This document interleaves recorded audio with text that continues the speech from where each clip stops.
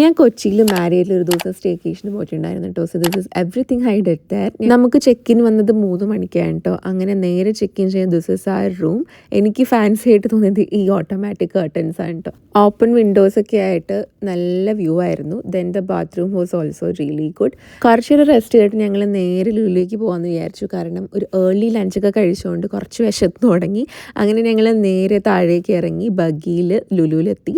അവിടെ ഗ്രില്ലാക്സിൽ കയറിയിട്ടാണ് കേട്ടോ ഞങ്ങൾ ഈ കെബാബ് പ്ലാറ്ററൊക്കെ കഴിച്ച്. നല്ല ടേസ്റ്റ് ആയിരുന്നു. Then we had our favourite cold creamery nice.